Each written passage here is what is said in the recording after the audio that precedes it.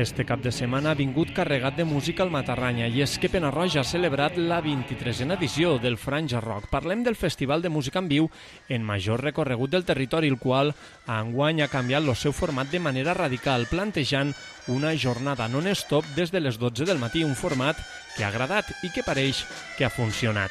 Este any la veritat que des de la Junta estem molt agraïts per la resposta de la gent. Va ser així una edició diferent, vam voler canviar una mica el format i de fer més hores de música i es començar per la tarda i la veritat que estem molt contents de la resposta de la gent.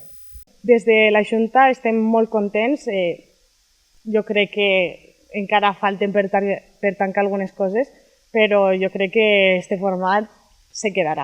La muixaranga dels ports, los draps en el seu format acústic, Contracop, Va de bo, Essència, Carne cruda i ruïdo van ser les actuacions del Franja Rock 2025 i on la música es va allargar en DJ Cotoló fins a altes hores de la matinada. Una edició en música per a tots els gustos i pensada per a totes les edats.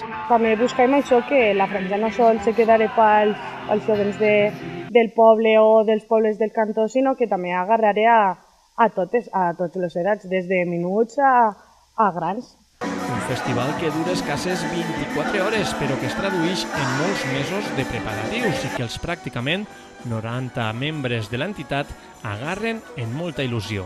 Detrás, tant la Junta com tots els de l'associació hem estat treballant entre, ja es comences triant els grups i ja després si te ve algun imprevist, però la veritat que ara ja nos hem quedat una mica més descansats, ja està tot tancat i sí, i al final la feina de molts de mesos en 2 dies s'acaba. Lo Franja Rock és tot un emblema de Pena-roja, però no és l'única activitat que impulsen des de l'Associació de Jóvens. De fet, i des de fa uns anys, l'entitat organitza la Festa Jove, una festa marcada per la música electrònica a través de la qual pretenen enganxar les noves generacions.